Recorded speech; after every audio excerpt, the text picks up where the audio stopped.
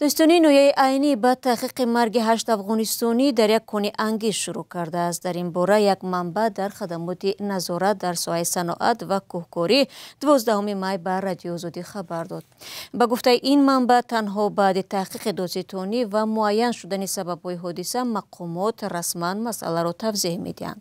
رسانه‌های افغانستان خبر دادند که 8 ساکن ولایت دویکندی بر اثر ترکیش گاز در یک کون انگیز در شمال تاجیکستان جان باختند. همکارم طوری سفر جزئیات این خبر را از رسانه‌های همسایه کشور پیدا کرد و قبل از برنامه در صحبت از او درباره جزئیات فاجعه سوال کرده. وبسایت هفته‌نامه معروف افغانستان با نام 8 صبح با نشر عکس‌های این 8 نفر نوشت که حادثه در یکی از کان‌های انگشت در ولایت سوخت رخ داده است.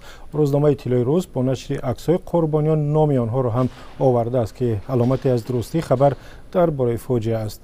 به نوشته اطلاع روز فلاکت روز جمعه 9 می و در یک کون انگشت سنگ در ناحیه عینی رخ داده است. به قول روزنامه سبب فاجعه و مرگ کانکن‌های افغان ترکش گاز در کون انگشت بوده است.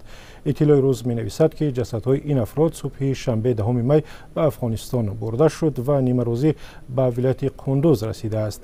این منبع افزود که کارگران از اهل افغانستان برای یک شرکت پیمانکار افغانستانی کار می‌کردند. منبع اطلاع روز از مسئولین شرکت رئیس روح الله و تقی دلسوز نام برده و گفته است که آنها با یک زیر شرکت فراس همکاری دارند. از همکارم همچنین پرسیدم که نظر مقامات تاجیکستان و افغانستان و شرکت هایی که کارگران افغان رو برای کار به کون نویه عینی بردن چی هست؟ نه مسئولین شرکت پیمانکار و نه همکاران تاجیکستانیشان تا لحظه نشر این خبر هیچ چیزی درباره فلاکت نگفتند. در اداره حالتهای فوق‌العاده در ناحیه عینی رخ دادن چون این حادثه را بر رادیو آزادی تصدیق نکردند.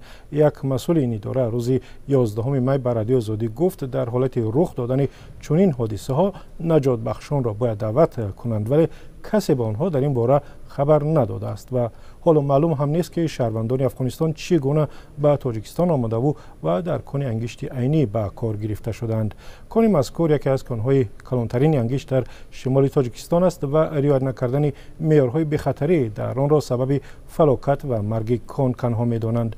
یا انگشتکنی خودسرانه هم در گذشته سبب مرگ کانکن‌ها شده است. ماه ینور همین سال در کون انگشت فانی اغرامی عینی 3 کانکن بر اثر فرو ریختن کان به هلاکت رسیده بودند.